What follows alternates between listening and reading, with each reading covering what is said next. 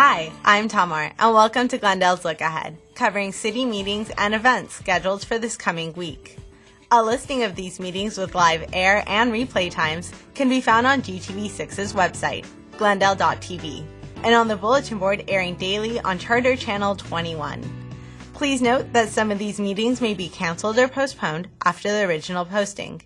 To confirm, visit the city's website, ci.glendale.ca.us, or call the department responsible for that particular meeting. On Tuesday, December 11th, the Glendale Housing Authority will meet at 3 p.m. in City Council chambers. This will be followed by a joint meeting of the City Council and Housing Authority. Immediately after will be a joint meeting of the City Council and Glendale Successor Agency. The afternoon meetings will then be concluded with a special meeting of the Successor Agency. That evening, the City Council will meet at 6 p.m. in Council chambers. For housing issues, please call 818-548-2060. For council business, please call 818-548-4844. Please note that this will be the last City Council meeting before a 4-week break for the holidays. Council meetings will resume on Tuesday, January 15th.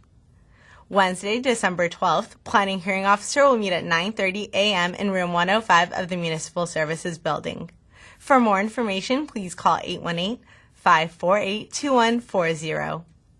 That afternoon, the Civil Service Commission will meet at 5 p.m. in City Council chambers. For more information, please call 818-548-2110. Thursday, December 13th, private and public service providers are coming together to present Connect Day, which aims to assist homeless and senior attendees with accessing critically needed resources. The event will take place at the Glendale National Guard Armory, located at 220 East Colorado Street, between 10 a.m. and 2 p.m. Lunch will be provided by Tres Hermanas Taqueria. For more information on the event or to sign up to volunteer, please call Yvette at 818-548-3720. That afternoon, Design Review Board number 1 will meet at 5 p.m. in Room 105 of the Municipal Services Building. For more information, please call 818-548-2140. On Friday, December 14th, and again on the 15th, Glendale Beautiful presents Fiesta de las Luminarias from 5 to 8 p.m. at Casa Adobe de San Rafael, located at 1330 Dorothy Drive. For more information, please call 818-548-3700. The Glendale Police Department would like to wish everyone a safe holiday season. The department recently received an anti-DUI grant to keep impaired drivers off our roadways. Officers will be providing extra enforcement during the holiday season to maintain safety on Glendale streets. Stay connected with Glendale's exciting news and events by following My Glendale on Twitter. That's it for this week's edition of Glendale's Look Ahead. Thanks for joining us, and we'll see you next time.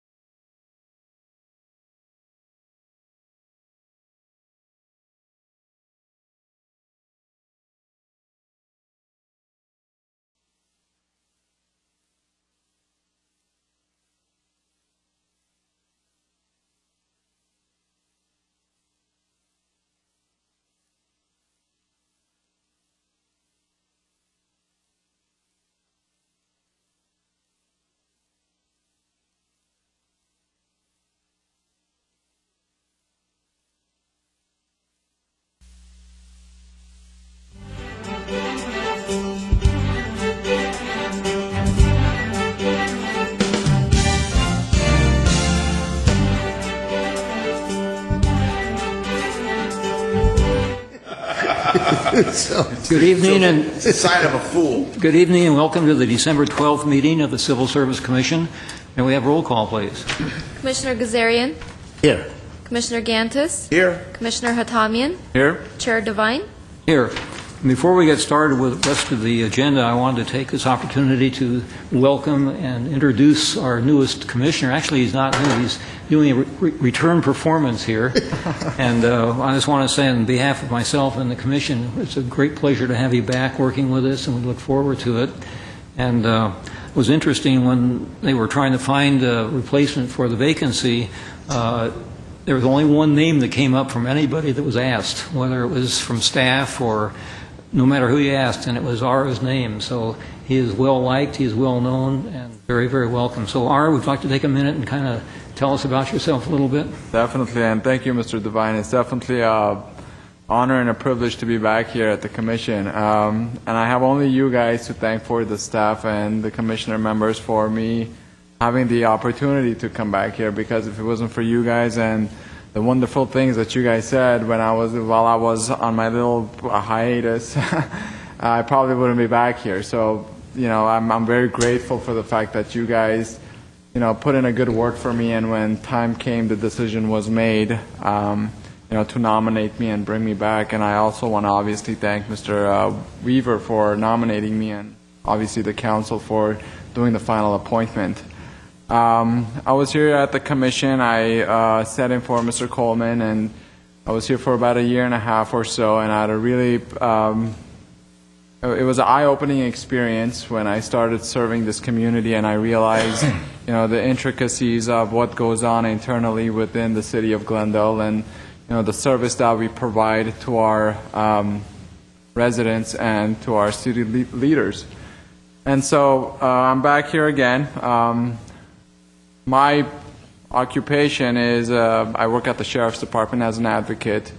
In the evenings, I teach legal studies at a local community college, and I have experience as a commissioner with the City of Glendale. I'm looking forward to, again, serving this community. I'm looking forward to getting back on the cases that we were working on before. So it's definitely an honor and a privilege, and I thank you folks for this opportunity. Thank you very much, and again, welcome. Okay, the next item, please. Minutes. Okay, is there a motion to approve the minutes? Move. Second. Okay, Will abstain. right. And the three of us were here, so they'll be approved by unanimous consent. And we'll go to the next item. Well, oral communications. I have no cards. Is there anyone in the audience that wishes to address the Commission on items that are not on the agenda?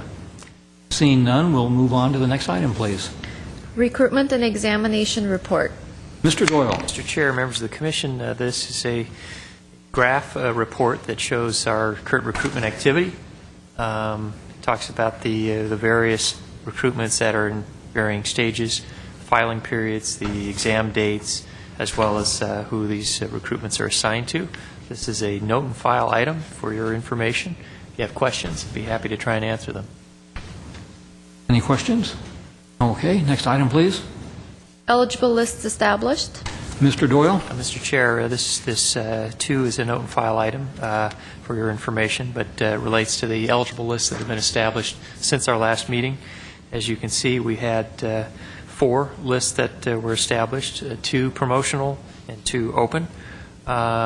These are quite noteworthy, these 4 recruitments, as you saw the fire communications operator and police communications operator were recruited for simultaneously, since they involve many of the same skill sets. And essentially what we did was open them up at the same time and utilize a similar recruitment process with the similar written exam as well as the performance exam, where we had to measure their ability to type and keyboard.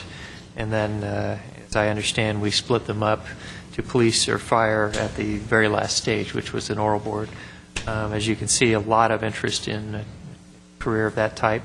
We started out with close to 400 applicants, and both lists ended up with, we had 19 for the police and 42 for the fire position. So hopefully we can get some good candidates off of those lists. We also had both the fire engineer and fire battalion chief. These are promotional examination processes, both of which involve extensive, not only written, but also multiple phases of performance exam, tactical exercises and such. So anyway, all four of these, I could say, very, very time-consuming and very complex, but pleased that they're completed. And as you can see from the report, the final number of candidates on the eligibility list is listed in that far right-hand corner. If you have questions, again, be happy to try and answer them on this item. Are there any questions? Seeing none, we'll move on. Presentation of the Glendale Supervisory Academy and Glendale Leadership Academy, class of 2012. Mr. Doyle? Mr. Chair, members of the commission, every year we bring this item on the agenda following the completion of our school year, so to speak. The Glendale Supervisory Academy and the Glendale Leadership Academy are two programs that are run out of the Human Resources Department, where we seek to prepare our future leaders for the organization. The Supervisory Academy we've been doing now for 7 years, and essentially we take upwards of 20 to 30 employees and run them through a full year's curriculum of training and development on areas of supervision, leadership, lots of the nuts and bolts components of supervision, including performance evaluation, communications, disciplinary action, and all of those types of things. It's a full year's program. The individuals who participated in that started in January and just finished a few weeks ago. Similarly, we also have the Glendale Leadership Academy, which is sort of the next level of training and development, which, again, we have about 25 employees participate in that. And to be eligible to participate in the Leadership Academy, you have to have either completed the Supervisory Academy or be in a managerial capacity. And that program is coordinated in a partnership with Woodbury University. So we're taking full advantage of their great educational resources and their facilities for that. We ended up with 26 graduates from the Supervisory Academy and 24 graduates from the Leadership Academy. Earlier this afternoon, we had a graduation ceremony and recognized those participants. And we asked those who were available to come and be recognized by the Commission, as I know the Commission is very, very supportive of these types of programs. So with that, Mr. Chair, I think it would be appropriate to have them at least come up and just say who they are and what department they're with. And the Commission has any comments. Mr. Gantis, of course, was at the luncheon today. There, we appreciated that. So that, Mr. Chair. Okay, we would ask that all members of the Leadership and Supervisory Academies come on up and introduce yourselves and let us know where you work. Is this the time that we give them their layoff notices, or? Somehow I think that might allude to the word funny on it. Good evening, Mr. Chair, members of the Commission. I'm Jeff Hamilton. I'm a senior planner with the Planning Division of Community Development Department. Okay. Good evening. I'm Sharon Mann Garrett, Senior Economic Development Coordinator in the Community Development Department. Very good. We don't know who this man is. You don't. Good My evening. lunch I'm, partner today. Tim Foy. I'm the Deputy Director of Planning and Neighborhood Services in the Community Development Department. Very good. Thanks, Tim. Hi, good evening. Yvette Nukian, Deputy City Attorney with the City Attorney's Office. Wow. Okay. So you're an attorney? Yes. Not an engineer, right? No. Good. Okay. Thanks. That's funny. That's not Good funny. evening, Saumil Modi with Public Works Engineering. I'm a project manager. There's an engineer. Okay, very good. You sit on this side. Yeah, the engineers have to sit. Here's another one. Good evening. My name is Dennis Ambayak. I'm also an engineer, senior civil engineer from Public Works Engineering. Oh, okay.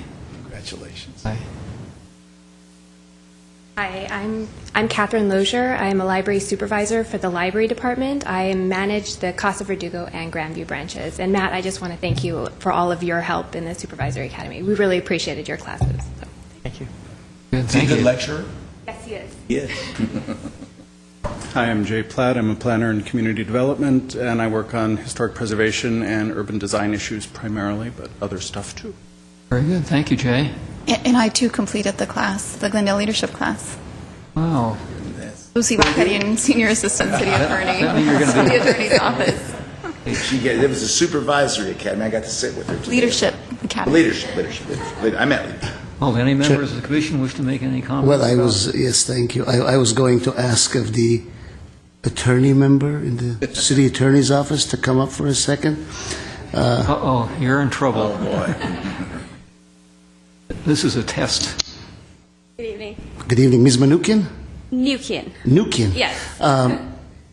What can you tell the commission about your experience as an attendee at this academy from the perspective of an attorney? What if anything, you learned that perhaps us, when we were law students, did not learn?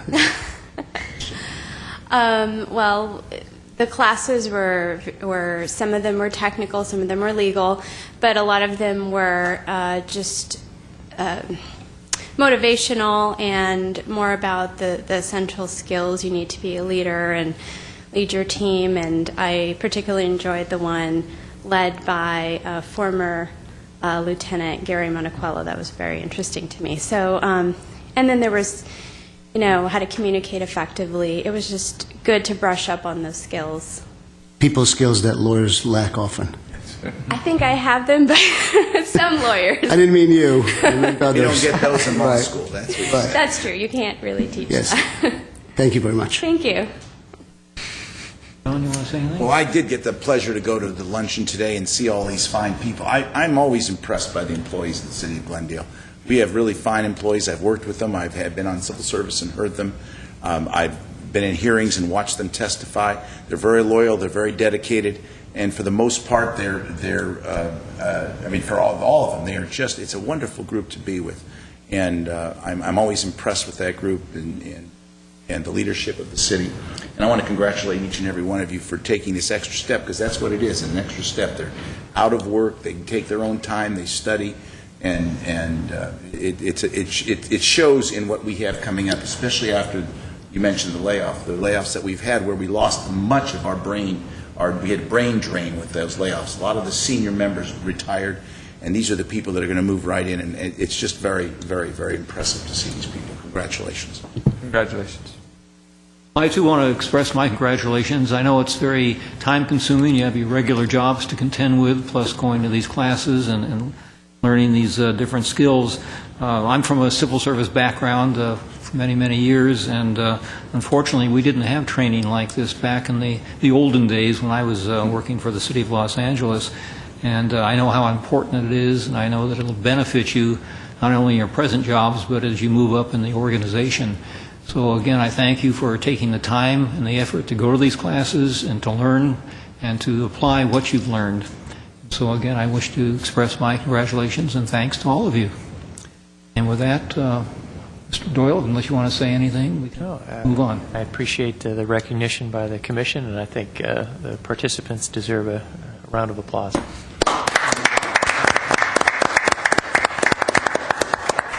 Chairman, just so it doesn't go unnoticed, also to Matt and his entire staff. I know that he particularly pointed out Angela Abramian today and Alex Soto for their work in putting this forward and basically, I think, filling in for Amy, who's out on maternity leave. And that's to be thanked, and Matt for the vision to put this forward, go with the Leadership Academy later on after the Supervisory Academy, and to the city manager, who's very supportive of this and his entire staff.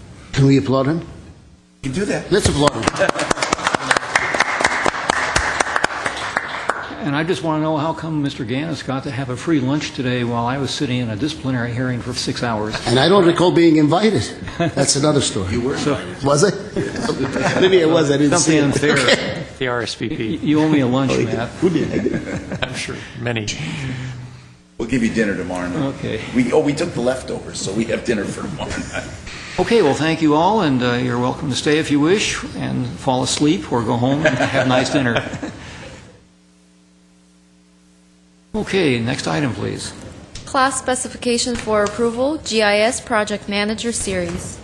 Mr. Doyle. Mr. Chair, members of the Commission, we have a series of class specifications for you tonight, and there are actually two sets from the ISD department, or the Information Services department, and I think this action that we're doing is similar to efforts that was undergone earlier this fiscal year with the need to develop these new classification titles that are really more specialized, more reflective of the work needing to be done.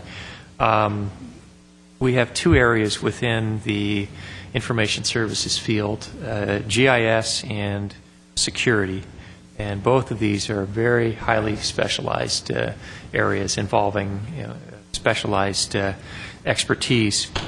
GIS, of course, stands for Geographic Information System, and it involves the mapping and coordinating of various maps and within the city.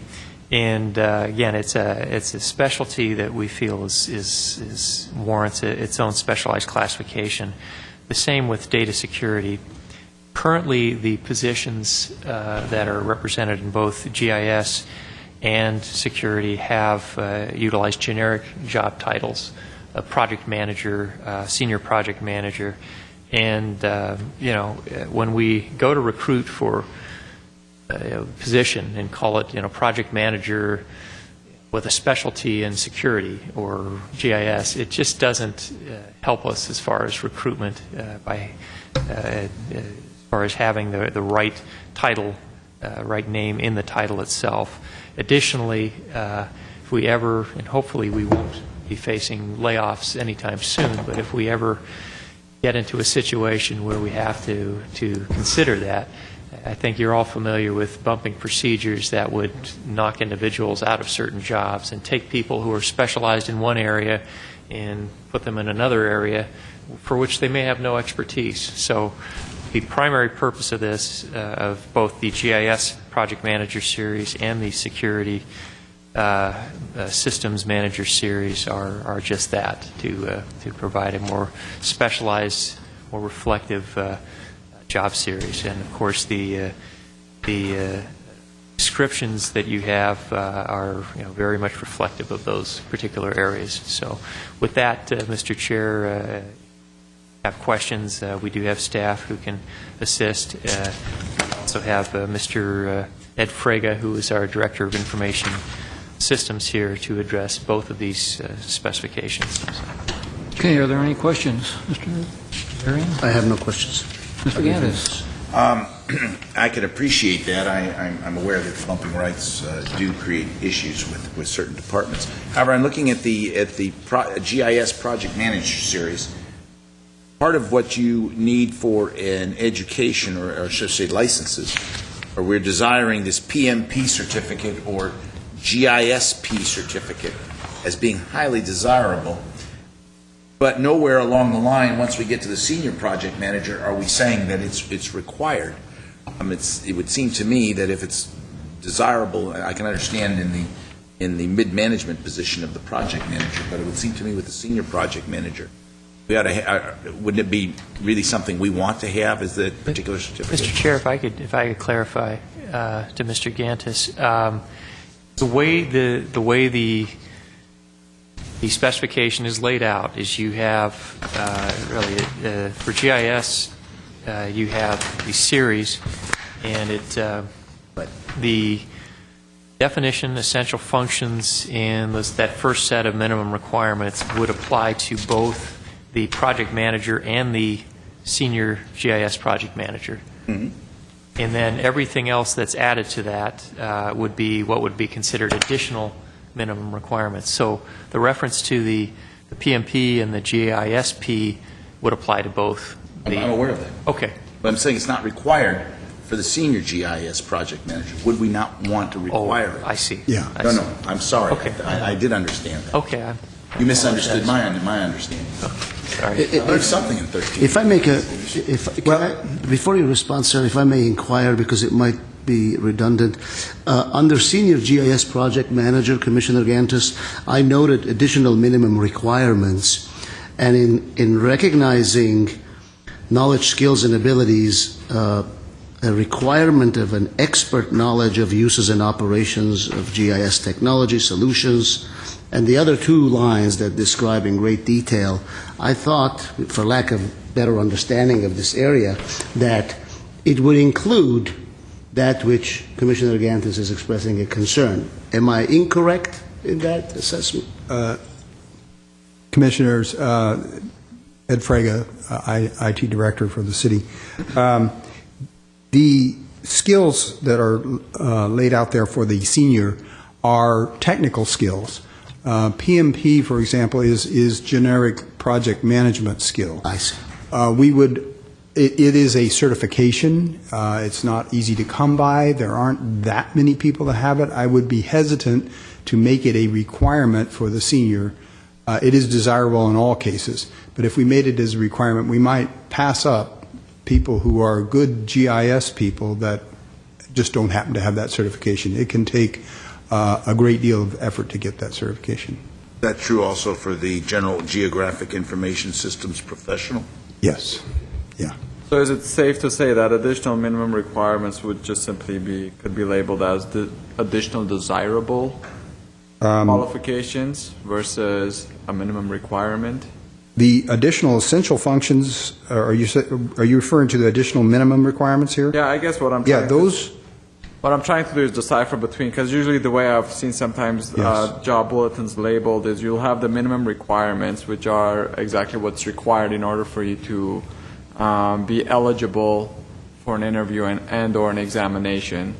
And then you have a section, usually they'll be, the heading would say minimum desirable qualifications and or desirable qualifications, which is like an additional set of functions that you would look for in prospective applicants. So what I guess what my question is, you have minimum requirements and then you have additional minimum requirements. With the additional minimum requirements, it's safe to say that it could be labeled as additional desirable qualifications. Well, actually, we were looking at these senior additional minimum requirements as that. As a minimum requirement that they must meet in order for them, right, in order for them to qualify for this examination. Yes. Got it. And the real intent behind the senior is to have that person who's just a little bit more knowledgeable, more experienced, that can be a leader in that group. Mr. Doyle laid out a very good explanation for this whole thing. I would only add that whereas people from the outside looking at IT may think of it as kind of generically, well, those must be all programmers and analysts. When we look into our business, it's a very big difference. People's whole careers are in GIS, whole career is in security, and they don't do these other things. So we wanted to build that structure so that these people, as he pointed out, not only could we attract them, but people want to have that title. They want to say that that's who they are. Would implementing an additional, not a requirement, but as Commissioner Hatamian alluded to, a minimum desirable requirement, a PIP for a senior, would that be a hindrance on future recruitment, or would that be perhaps a good, desirable element to have? It could be a good, desirable element to have. Yeah, right. I would be happy with that. Yeah, because sometimes I've seen examinations where they'll have the minimum requirements, and that's what the set standard is. Yes. To be able to get your foot in the door, so to speak, and then you have additional desirable qualifications that will give a prospective applicant an edge if they have that set up. That would be fine, because those are desirable. We wouldn't want to make it a absolute Right. requirement. Yes, sir. If we may ask with the chair's permission for that recommendation. That It's would already be- there. Oh, it's there? No, it is there? Yes. In other words, what On the Matt, senior? I thought it wasn't. it's there for both of them. That's Oh, what it he's is. explaining. It covers both. Oh, covers yes, both. okay, very well, very well. Yes, I stand corrected, It yes. covers both, it's just not labeled. It's not labeled in, under the senior No, separately, it's yes. labeled under both of them. It's Right, for both. very well. Correct. Anything I else? think if I may, I think the recommendation is to have a separate title for the desirable categories. Yeah, I would hope that to not be, not misled intentionally, but misinterpret the document as it is, or the specifications. If each One had a desire. each one had its own desirability. Well, you could, for the baseline, we could state that it's, the GISP is desirable, and then when it gets to the senior GIS project manager, we could say, highly desirable or strongly recommended or whatever. I mean, the degree of it could be emphasized differently. I guess, if you have an exam bulletin where the reader looks at it, and the viewers unfortunately can't see these documents, that we're like, you have the minimum requirements. So when you look at the bulletin, the applicant understands that these are the minimum requirements in order for me to basically be considered. And then there's these additional desirable qualifications that, management and or interviewers are looking for that will hopefully give that individual applicant an edge. And so if you have minimum requirements, and then you list your minimum requirements, and then you have desirable qualifications, and you list those, these are just additional things that you would look for when you're interviewing people for this position. I could see us, that would work. Would you see that as an advantage also to you and your Yes. organization when you're listing these bulletins? It would be an advantage in terms of attracting people and not causing others not to apply. So those who particularly had those would be say, well, I'm really incented now to try for that, and those who didn't wouldn't be automatically eliminated. So having a desirable for each of those groupings would be fine. What's your take on it, Matt? Do you think that would work where we have a minimum requirements, and then we also have desirable qualifications for each exam bulletin that's listed for this specific classification? So when the applicant is applying and or reading the job bulletin, they'll be able to see, well, these are the minimum requirements that I need to meet in order for me to be considered. These are desirable qualifications. Because, you can meet the minimum requirements, but if you have an applicant who has the desirable qualifications as well, they'll know that they may be, they may be considered at a higher and or have a better standing when it comes to the examination process. They may be desirable as candidates. Since we're talking about desirability. Yeah. What's your take on it? Okay, well, Chair? I agree with Commissioner Gazarian, and I think at this point we can ask for a motion if you want to approve it as amended, or... Well, I don't understand what do you agree? Well, you want to... Yeah, well, I had asked the chair if it's appropriate to make a motion for us to recommend that each specification contain its own separate requirements that are minimum requirements and its own separate desirability requirements, or highly desirable or desirable lists, if you will, separate and apart from any other job specifications, senior GIC versus But it's there already, Commissioner. It's not there under senior. Yes, it is. Where? Show me where. If I could maybe assist you in directing your attention to the bulletin. On page 3, you have in all cap letters minimum requirements. Right. Following that are a series of headings that describe what the minimum requirements are, and they range anywhere from knowledge, skills, and abilities, that's underlined, other characteristics, experience, etc. Those minimum qualifications are listed through the top of page 6. If I understand Commissioner Hatamian correctly, he's proposing a separate heading immediately before GIS project manager in all caps underlined that says desirable qualifications. And then under that will be listed those qualifications that are desirable in the candidate. Did I say that correctly? Well, point of clarification, Ms. Varbetia, GIS Project Manager Series, starting from page 1 of 7, it has a definition, it has essential functions, and yet I as a reader, I'm looking at it and I see GIS Project Manager Series. Series, okay. I continue on and I get to minimum requirements. And when I look at minimum requirements, it has knowledge, skills, and abilities, but as it has all these separate headings, as you see, all the way to, as you stated, top of page 6, we are saying, I suppose, that all of that applies and carries over to GIS Project Manager. All of that applies and carries over to Senior GIS Project Manager, along with the additional requirements that are listed under those series, those specific specifications. Then if that's the case, then it is lost on me as a reader that the definition and the essential functions under GIS Project Manager Series make a declaration that all of these are for all other series, for all other specifications, for all other job descriptions that follow, because you have multiple job descriptions that follow. That's right. Or we can redundantly, in a way, repeat GIS Project Manager, put everything underneath that, and then Senior GIS Project Manager, put everything underneath that. Done for that. This is just defining the series. When the job bulletin goes out, which is who reads this, that's what they do.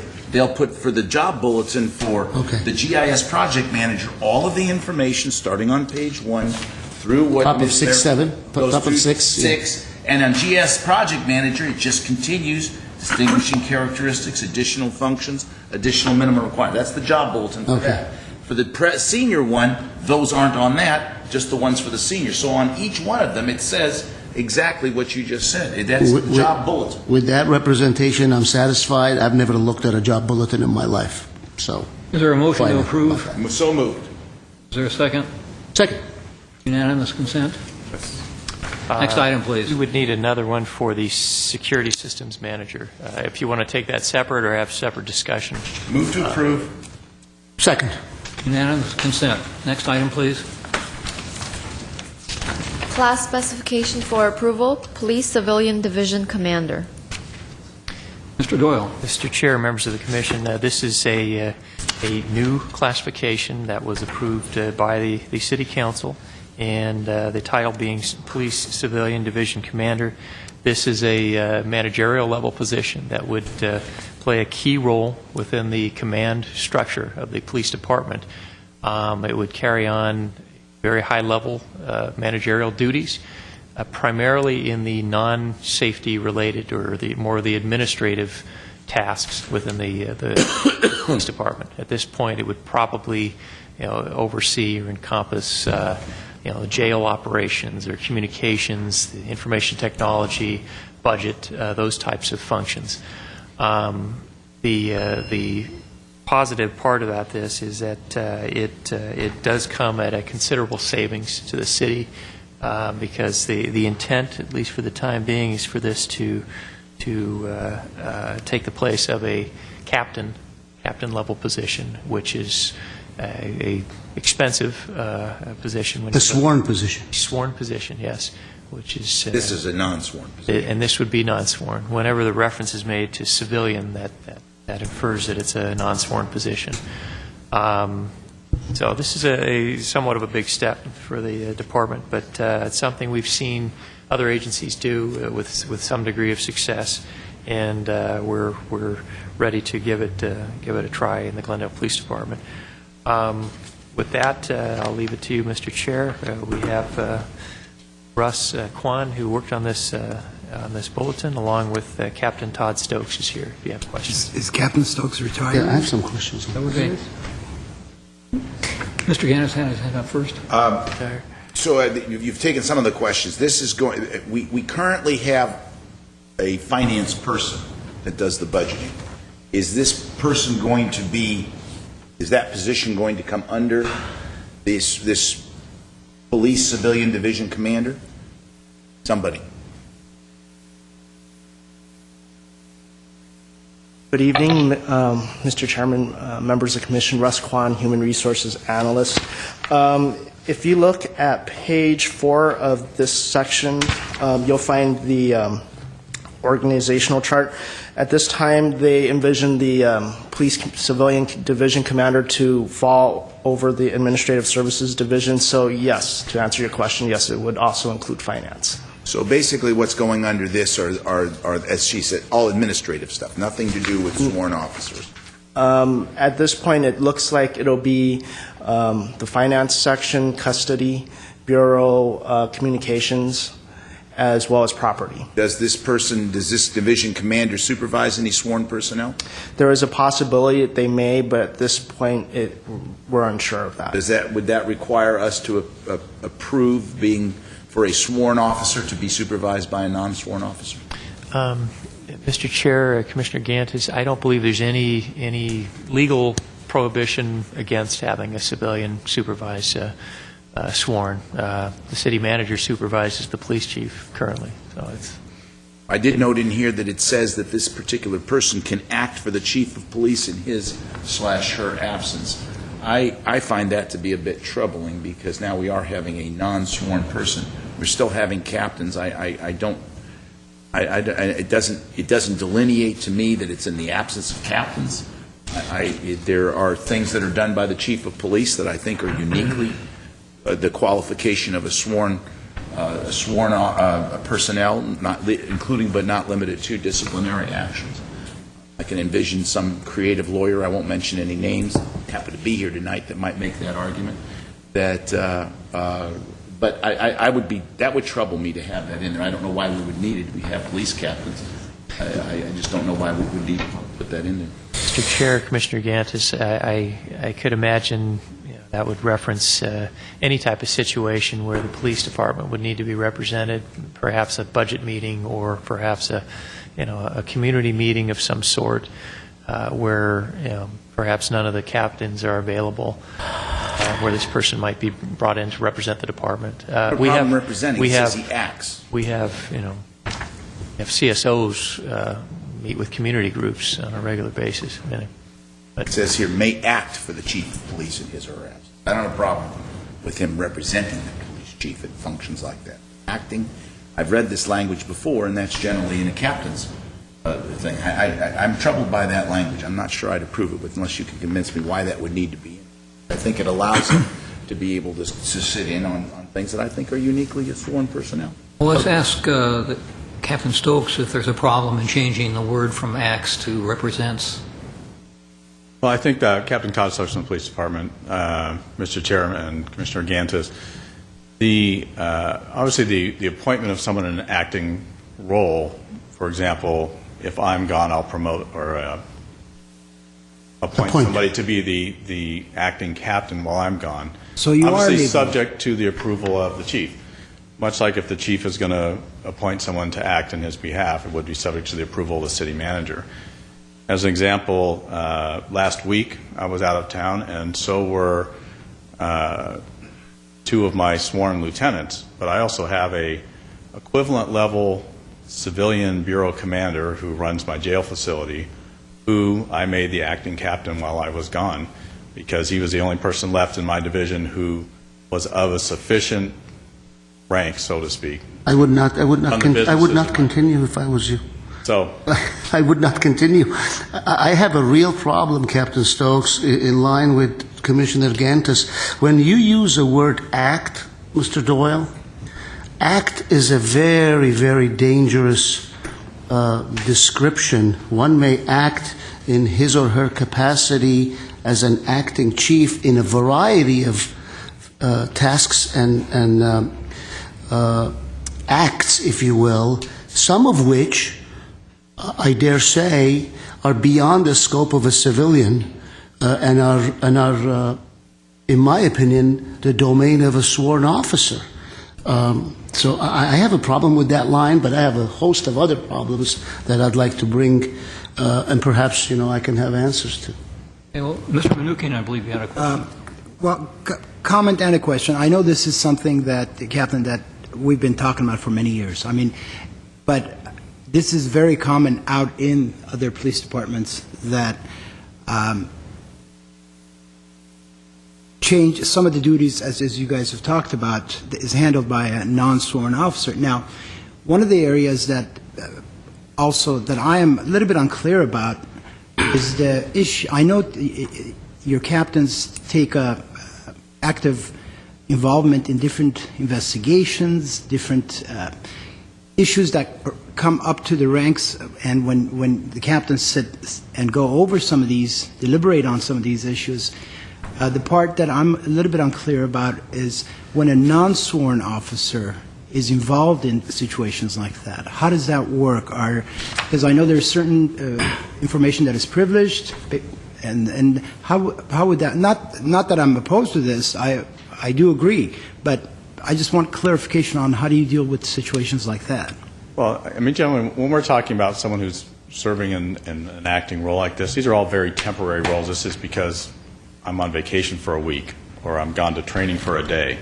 This is not someone who's permanently assigned into a position and who's making, high-level personnel decisions or something like that. Those things obviously have so many levels of review that, it wouldn't be something that would be done in a week while the chief or myself or somebody was gone. They are there serving as essentially a point of contact. While I was gone last week, if somebody needed something from Support Services Division, they knew to take it to Juan Lopez, and I had left him my directions on how to deal with certain things, or to call me if there was a problem. That's usually where you're going to find someone who's temporarily serving a role. This is, throughout the law enforcement industry, becoming a more common practice. For example, one of the civilian bureau level commanders that we hired recently came from the city of Beverly Hills, where she was serving as a civilian division commander, and in her division in Beverly Hills PD, she actually supervised a lot of sworn people. They were direct reports to her. There aren't any legal issues with it. It's very common in this industry now, especially in a time when there's a lot of budget reductions and looking for creative ways to save. So naturally, if there was something major going on, it wouldn't be left to someone who was unfamiliar with a particular role. And eliminating one out of four captain's positions, how does that fit in with the GPOA? And how? We're eliminating one possibility of someone's ability to promote to a captain's position. How does that work? The feedback you've gotten from GPOA or? Yeah, I noticed, if I may, that the GMA has been contacted, but I didn't see that the police officers. I don't know if I'm using the right acronym. I'm just overall the GPOA, department. Yeah, the overall department. How does that? What kind of feedback have you guys gotten on something like this? I have not personally received any negative feedback. I know the GMA did review it because it is a management position and it's a promotion from one management position into another. So my guess would be Mr. Doyle could tell us better, but I believe that that's why the GMA reviewed it as opposed to the GMA, because it's management to management. But then again, every person in management as a sworn personnel was at some point or another non-management sworn officers who made it to management level, and I would have hoped that GPOA would be at least made aware. But I see that people have a lot of questions, and Mr. Doyle, I'm sure, will have some answers. I only want to point out a couple of things in light of some has been discussed. Before you get started, I want to find out if Mr. Mnuchin got his answer yet. Yeah. Are you finished? Yeah, I'm okay. Okay. Mr. Gazarian. Oh, thank you. I'm through too, by the way. On the ability to, minimum requirements and ability to, Mr. Doyle, the fourth line causes me a great deal of concern. It says, ability to assume control at crime scenes, disasters, or other appropriate situations. Now, I don't know what a civilian commander knows or has training in or is qualified in assuming control at crime scenes. I know even less about disasters or appropriate situations, and what I want to tie that to is when I tie that to may act for the chief of police, I have in mind extreme emergency situations, not a call at some location where police officers have gone to, but some unexpected natural emergency or disaster or unnatural disaster of sorts. And I'm a little uneasy that an unsworn, not experienced as a sworn officer, whether in line of duty or management level, will be assuming control, in the absence of someone that is more qualified. And that brings me to my last point, public safety. I'm concerned about the public safety factor in that regard. Yeah, that would be a highly unusual situation. I really can't think of a situation where that would actually happen. Major earthquake. But I suppose if we were facing such a major disaster or multiple scenes where we simply ran out of people, that we would, try to pick someone who could do the best with whatever situations that were left. And sometimes we need to have management personnel somewhere. If we're tapped out, we've got to have someone that we can bring up next. But that particular issue is, I think, that's not a real significant requirement to me personally. I don't see that happening except in really extreme cases. One more question. I'm sorry, I wanted to ask one more clarification. Now, it is my understanding, at least, that when you state someone can act on behalf of the chief, these are things like appearances, these are not necessarily running the department in his full capacity, correct? I mean, that's my understanding of it, because I know, for example, in some of the requirements we've seen for lieutenants or sergeants, that they can act on behalf of their individual that they report to as for events and things like that, not necessarily run the entire department. That's not what those say. That's not what it says. They say exactly this. It says act. It doesn't say represent ceremonially. It says act. Well, let's first confirm, am I understanding correctly when you implement the word act, or is it what my fellow commissioners are interpreting, that that individual can run the department? Now, these are primarily, it's identifying a point of contact, a person responsible while the others are gone, whether it's a week, whether it's training. If we're conducting a management training day and all of the managers are out of the building, all the sworn managers are out of the building, somebody has to be the point of contact. City manager needs to know, if I need to call the police department today, who's my point of contact? This is who it is. They are. See, that's a little bit different than what my impression was. My impression was the other way around. And I do agree that's your interpretation is correct. They're not going to be in a role where they're making major decisions, whether it's personnel, whether it's expenditures, whether it's budget items. They're there to act in a role in the case of emergencies or just answering basic questions until perhaps somebody else can get back and take over. But this, it's very common to have somebody in an acting role. When a sergeant of a unit goes on vacation, they appoint one of their officers to be an acting.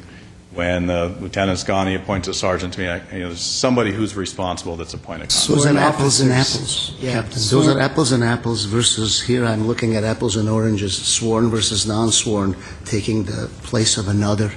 And if it's really limited, then why not specify limited in what capacity, A, B, C, D, and E, but not 1, 2, 3, and 4. That Commissioner Gantis was correct at the outset. May act for the chief is may act for the chief. And I have. Okay, I think we've explored that. I'd like to hear from Commissioner Tommy, and if you have any comments. Sure, please. and I was just going to kind of piggyback on what Commissioner Gazarian and Gantis and Manukian were addressing. Ultimately, it's not an issue to have sworn members answer to a civilian. However, traditionally, civilian high-ranking positions are strictly reserved for administrative functions only. They are not for purposes of performing police functions at all, due to the fact that they don't have the post certification, they don't have the training, they don't have the knowledge. And here we have, under the minimum requirements, we have a bachelor's degree in public administration. It's not criminal justice, and so therefore our expectation to have a civilian who's going to come in there and interpret police codes, terminology laws, regulations, court decisions affecting laws, we're expecting them to perform at the level of a sworn. And you have two things that may possibly happen here. One, you have a civilian position that's being created to perform the functions of a sworn, and we're giving a discrepancy in the salary. Obviously, there's going to be, this is for the purposes of saving money. And so this civilian is going to come maybe in the future say, I want to add a class bonus because now I am functioning at the level of my peers, these captains, and hence I am doing the same jobs as they are, but I'm getting paid less. The areas that I highlighted that I had some issues were on page 1, essential functions. Let's see, it's the 1, 2, 3, 4, 5, 6. The 8th paragraph talks about coordinates the police department grant programs, identifies grants, prepares, and when I say issues, this is actually what they're supposed to perform, so I would probably put this under the minimum requirements. If you're going to bring a civilian on and pay them the amount that, or close to the amount that you're going to pay a commander and or a captain, this is probably one of the main functions that you would want them on there for, because this is what they're going to perform for you. You want them to go out there and obtain grants for the department and be able to bring in extra money from the state and certain agencies that will give these grants to the city. On page 2 of 3, there's a section that it's on top of the page talks about coordinates the efforts of his or her assigned division bureau towards the objectives and goals established by the police chief. What this is telling me is that if you have a situation out there, he or she who's a civilian and may never had the opportunity to be out there on the field, whether it's working custody and or patrol or any specialized units, will have to coordinate the functions of our units and say, okay, you go over there and you guys do this, and I want this person over here. And I doubt it that they would have that type of experience. May act for the chief, that I definitely have an issue with that. I don't know how you my fellow commissioners feel about that, because again, you're going to have a civilian who has never probably arrested anyone because they just legally don't have the right to, let alone carry a weapon, have the duties of a post-certified sworn member, and here we have them acting as a police chief. What is the likelihood that that will happen? Well, let's say it's highly unlikely because we have 3 other captains and or commanders that will act as the chief. But the fact that we are putting this in here as part of the minimum requirements, and if we leave this in here, we're not showing a discrepancy between the functions of what our current captains are versus what the civilian commander is going to do. So you may create a problem where you may have an out-of-class bonus situation where they're going to come and say, well, if you're stepping in as the chief and I have to step in as the chief, I need to get paid the same amount. Knowledge of police codes, we talked about that. Assuming control of crime scenes, disasters, and or appropriate situations, that's definitely going to cause liability, because you're going to have a civilian member who probably has no clue as to what he or she is doing when it comes to coordinating police efforts, show up to a crime scene and or a situation, and there you have it. They make the wrong call, and before you know it, we're getting hit with a lawsuit. So it's very likely that these things can happen. What is the likelihood that a civilian person will be placed in this position? Hopefully very minimal. Hopefully the chief will say, you know what, and or the captains will step up and say, hey, we're taking care of the administrative stuff, we take care of the police duties, and we're going to take care of this right now. However, when you don't show the discrepancy between the functions, you create certain situations where A, they can either ask for an out-of-class bonus, or B, they're performing the same functions as our captain. So it has happened. I see it.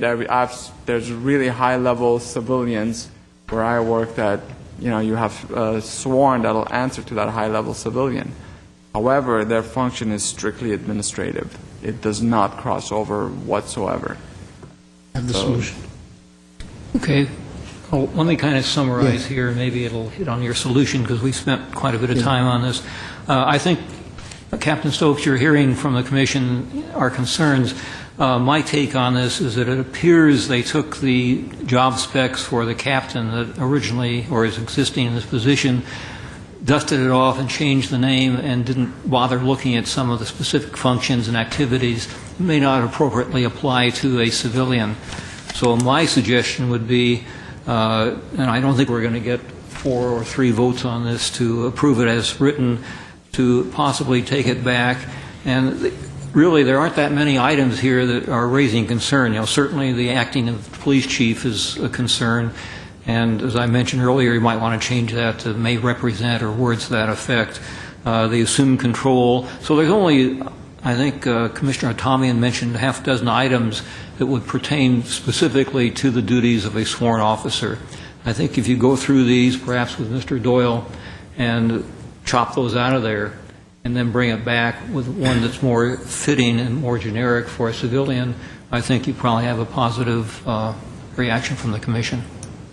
I think if we just look at those 2 items, I mean, certainly, you know, there isn't, I wouldn't have any objection to saying may represent the chief of police at events where we want, you know, however we want to maybe. Okay, well, it's not only that. Commissioner Tomian really hit the main ones.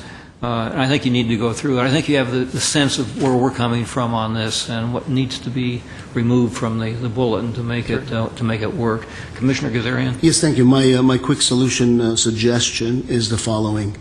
All of the descriptions that I articulated, Commissioner Hatamian and others, ability to assume control at crime scenes, that's great.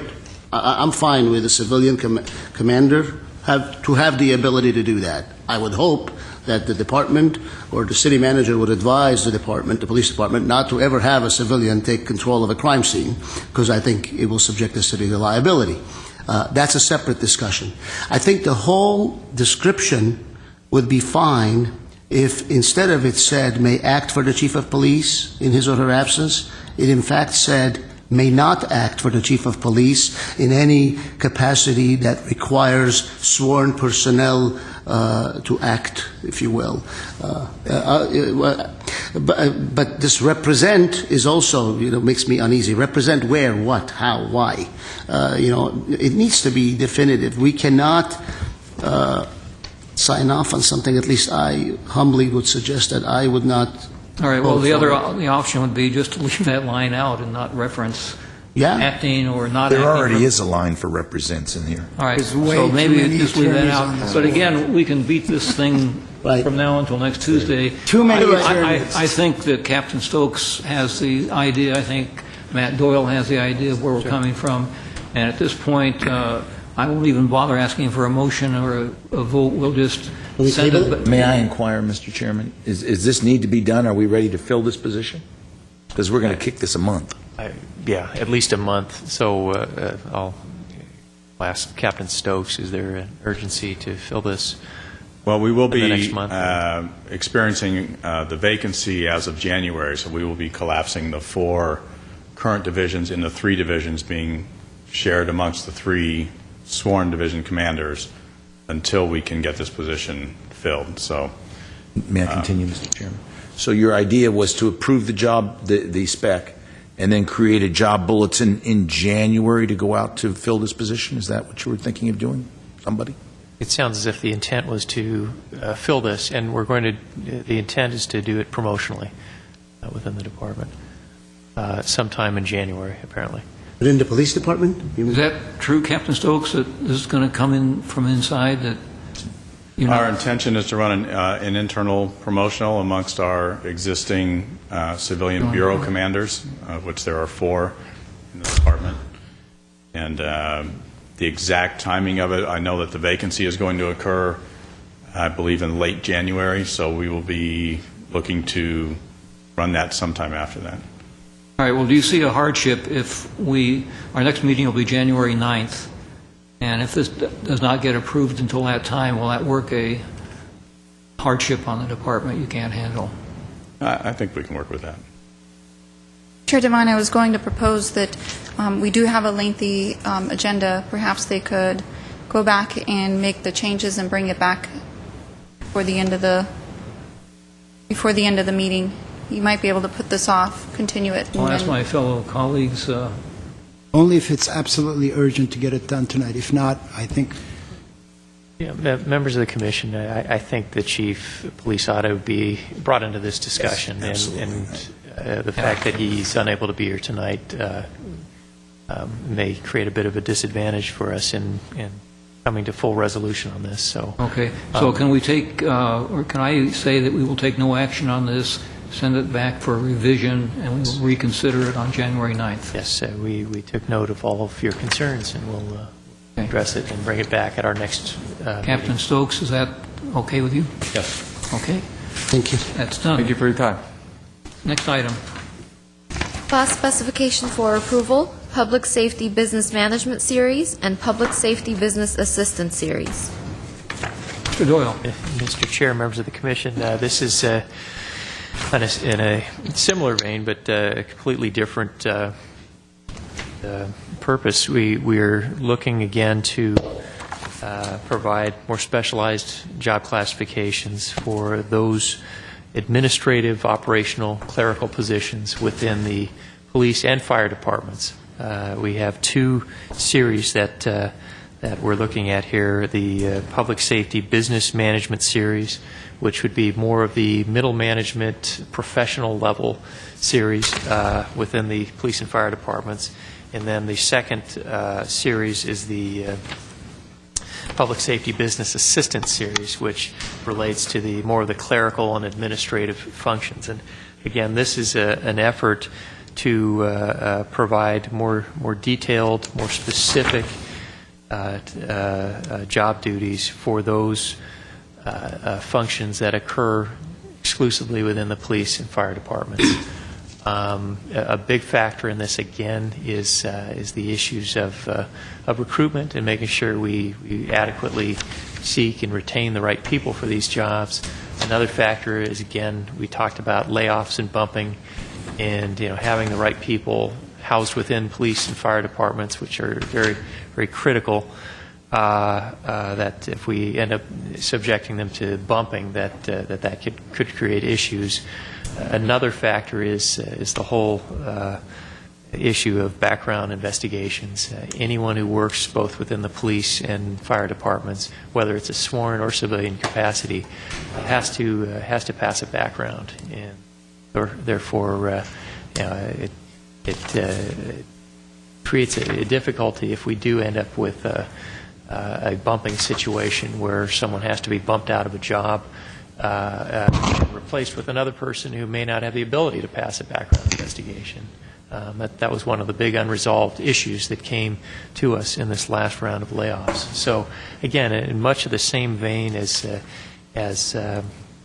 the earlier IT positions, this is again an effort to provide more specialized, more descriptive job duties for those positions exclusively within police and fire. Again, these are all civilian positions. So, with that, Mr. Chair, I'll turn this over to you. Again, Captain Stokes is here to represent the police department, and we have Julie Schaefer from the fire department. And again, the fire chief would be here, except that they're doing their annual company-wide inspections this entire week, so he's unable to break away from that. Is there any? I only have one question with respect to special conditions, the tattoo policy. It says unless otherwise exempted. I'm curious as to the rationale, because I do know that some military personnel seek careers in fire department or police department, and some of those veterans have tattoos. So, and other than that, there are those who have small symbols that are indicative of their religious beliefs by way of tattoos. So I have some First Amendment concerns, and I'm kind of shocked that there's this requirement just blatantly out there, unless otherwise exempted. So I would want to know what would cause an exemption. Mr. Kwan. Greetings. Russ Kwan, Human Resources Analyst. The reason why the police and fire department both have established a tattoo policy is because they want to maintain the level of professionalism. If you've seen a number of police officers that have been hired by outside agencies, a lot of them do have tattoos that fall below the standard short-sleeve uniform. And at the discretion of the police chief, at the time it was Chief Adams, we established a tattoo policy. We have since then added a tattoo policy consistent with the fire department so that they too have a policy where no tattoos may be visible while on duty. And the only two individuals that may grant exemptions for this policy would be the police chief and the fire chief, respectively. You mean they can have tattoos that are visible? No, they can grant exceptions. Oh, I see. They can grant exceptions. Oh, okay. Correct. And so, but this policy says they cannot have any tattoos. It doesn't say they can't be visible. On page... It says visible. Visible tattoos or other skin markings. Any visible tattoos? Oh, I see. Visible as in not covered in clothing. Correct. As in your standard uniform, the short sleeve Class B uniform. All right, that's fine. Okay, I misunderstood the context. Yes. Question. The class uniforms are where they wear the thermals and the long sleeves. Are those allowed with the fire? And because there are outside agencies where they'll allow their personnel to have tattoos on their forearms and or their sleeves. However, they have to cover it up by wearing a thermal and or long sleeve shirts. No, neither department do allow that as a tattoo exception. Is that part of the uniform? If it's cold out there and we have a Glendale police officer out there, as part of our uniforms to provide long sleeve uniforms. They are issued long sleeve uniforms. However, that tattoo policy does apply to the short sleeve uniform, which is worn primarily. Is this in a written policy, or is this what you're telling us? No, it is a written policy. So in the summer, I'm sorry, Mr. Kwan, I'm sorry. Yes. This is really causing me to get a little worked up over for perhaps nothing. In the summertime, can a police officer or a fireman or a firewoman choose to wear a long sleeve uniform to cover the tattoo and be employed or not? I'll go ahead and defer that to the police department for answering, at least for the police department side of the policy. Right. Yeah, the standard in the police department, I can't speak for the fire department, the standard in the police department is no visible tattoos when wearing the uniform of the day, which in the summertime is generally speaking a short sleeve uniform. There may be, for example, in the police academy, in the summertime, they wear short sleeve uniforms and that's it. That is the uniform. There is no alternative. And out here, could somebody choose to wear a long sleeve shirt during the summertime if they wanted to? Right. They could if they wanted to. As long as they weren't at some event that required everybody to look exactly the same, which might be a short sleeve shirt. Could we mandate that somebody wear long sleeve uniform when it's 105 outside? Probably not. That would be really unusual. And so essentially, if we're saying your tattoos have to be covered up, by virtue of that, we'd be saying, well, you have to wear that long sleeve shirt no matter what. We do not, we're not in the business of trying to interpret what somebody's tattoo means. Yeah, we do, as a police department, every day in the gang units. We do. In terms of our employees, right. We don't try to, and that's why we have no interest in tattoos that are not visible. You can have whatever tattoo you want, as long as it's not visible to other employees or to the public. And so that is based on the general daily uniform, which is what I'm wearing right now. This is a written policy. There's something that says that in writing. Yes. So in our backgrounds, when we do the backgrounds, do we ask prospective applicants whether or not they have any tattoos? Tattoos that would be visible, yes. Only tattoos that are visible? Yes. And do we currently have a policy that may state if you have tattoos, you have to cover them up? The policy says the tattoos can't be visible when wearing the short sleeve shirt or whatever the uniform is of your assignment. So If they're covered by the uniform, that would be covering up, but there isn't an alternative method allowed for covering them up. But this is nothing new. I mean, ever since I've been here, Well, that's the first I've heard of it, so. no, First I've heard of it. no, I mean, just because it's the first time you heard, but I think it's, sorry? Yeah, I mean, I personally wouldn't want a police officer show up at my door with tattoos. I wouldn't mind the U.S. Marine Corps on a man's arm wearing a police officer's uniform. I would probably feel even safer, quite frankly. Ultimately, the issue isn't whether or not you're going to prevent applicants to have tattoos or not, or the issue is, do you have a policy that states you have to cover up your tattoos, regardless of what the circumstances are? There are agencies out there that'll say, cover up your tattoos. It's part of their policy. Now, if somebody shows up to your house, and they may be a Marine or not, and their tattoos are visible, and as a citizen you make a complaint, then you have a disciplinary issue that comes out of it. So I think for the Commission, with the Chair's permission, I think the issue is, do we outright prevent tattoos as part of the examination process and say, whoever has a visible tattoo, short sleeve, Cannot get hired. get hired? That's what I have a problem with. Or do we say, maybe for the department to consider having a policy, if you have a visible tattoo, you must cover it up. Now, if somebody shows up and they have a tattoo on their arm or on their hand or on their neck and they no longer can cover it up, then that's a problem. But if I hear correctly, this is a policy that is the case, right? That there's a written policy that says if you have tattoos, it needs to be covered up. That's been my understanding, at least.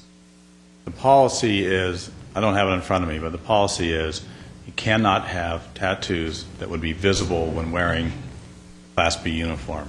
So I could not have any tattoos. If I have a tattoo up here on my shoulder, that's fine.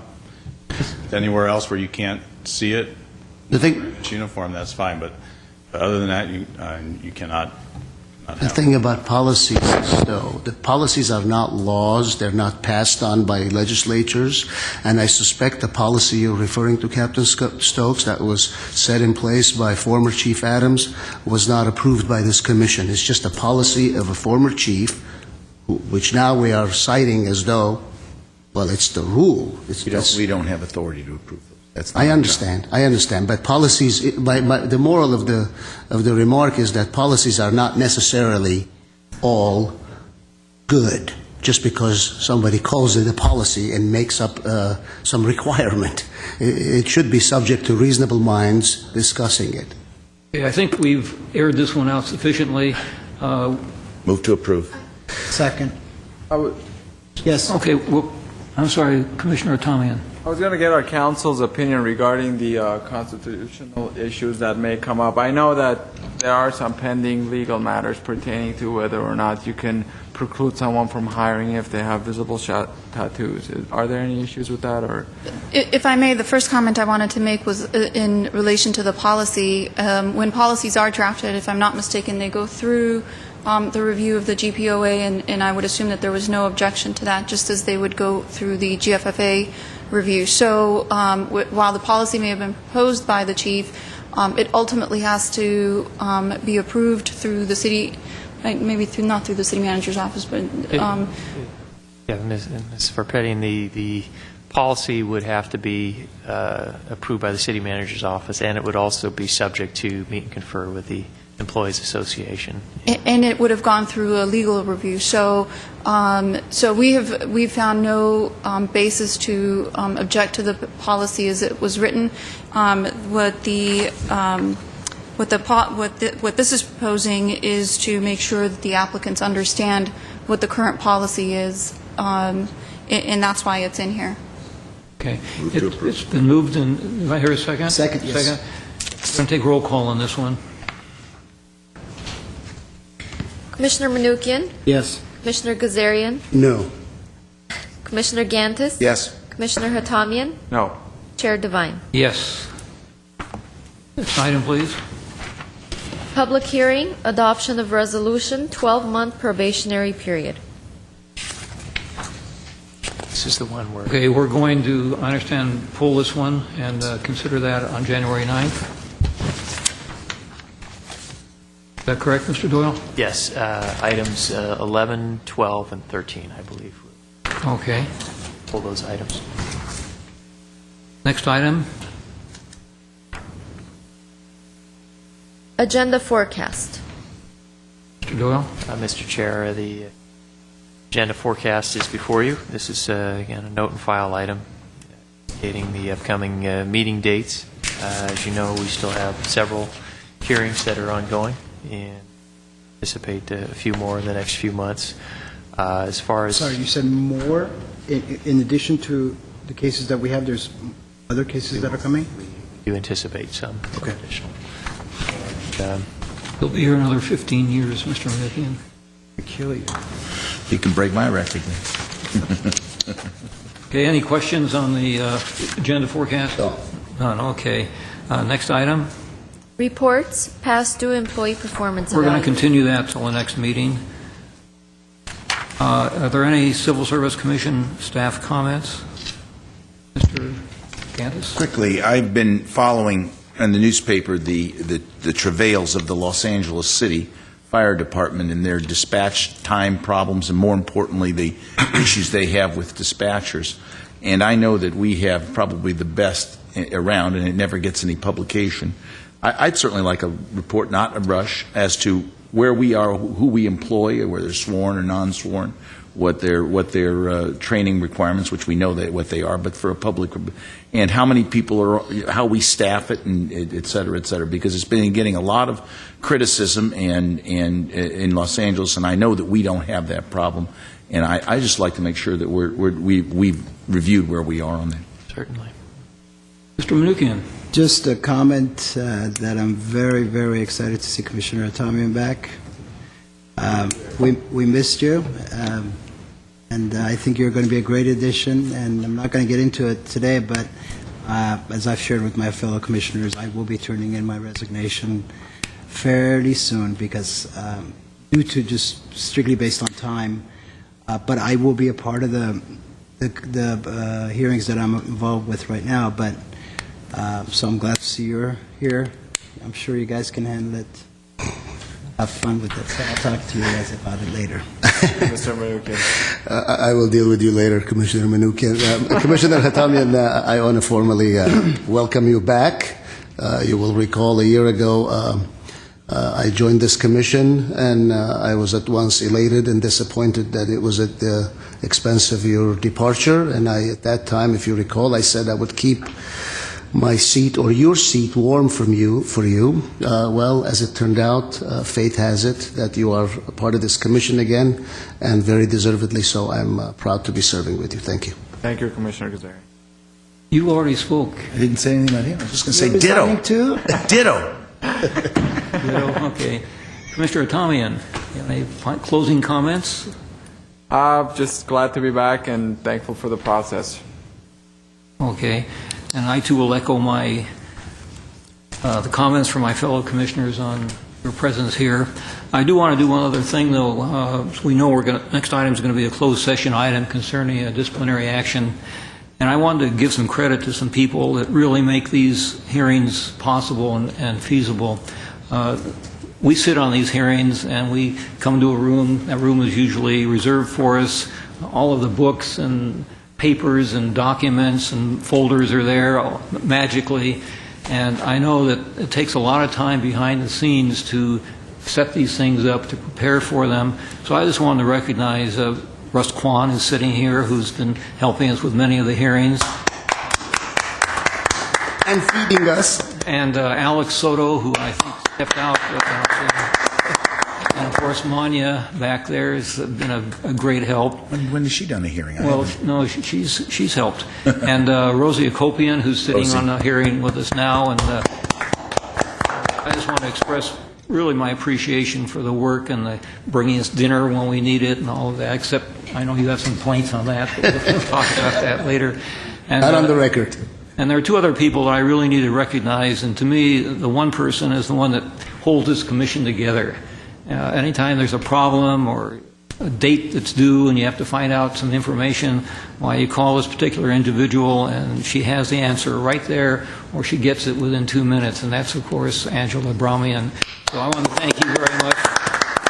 Well, you stepped into a position without a whole lot of chance for training and learning, and you really picked up on it and really handled it well. And I personally want to say thank you. It's great having you help us. And of course, last but not least, the man that orchestrates all of this and makes sure everything runs well is Mr. Doyle, and we want to thank you, Mr. Doyle, for your help and your service to this commission. And with that, if there are no other comments, I can't forget Lucy, who gives us our sage advice and tells us when we're going in the wrong direction, and we really appreciate your help on that. With that, we will adjourn in the closed session. The way this is going to work, we're going to ask everybody to leave that's not a part of the closed session. The commission will adjourn into the back room for deliberations on this particular item. We will go off camera now and off TV. We will be reporting out from our deliberations. It will not be done on camera, though. It'll be done in a public forum here, but not on camera. We may not. We may or we may not. You have to say, I would say it with that one. Is this our last hearing for the year? Yes. Yep. Should wish the public Christmas. Happy holidays. I've just informed, rightfully so, and I apologize. We wish everyone a Merry Christmas and a Happy New Year and safe holidays. So Happy holidays. Mr. Chenet, I thought that... I just had a comment.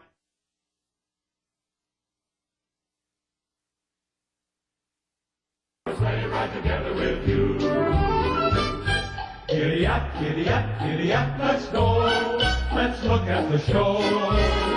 We're riding in the wonderland of snow.